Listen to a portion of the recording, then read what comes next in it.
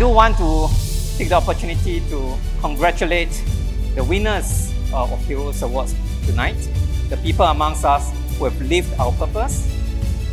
who have led our innovation, and above all, embraced our diversity.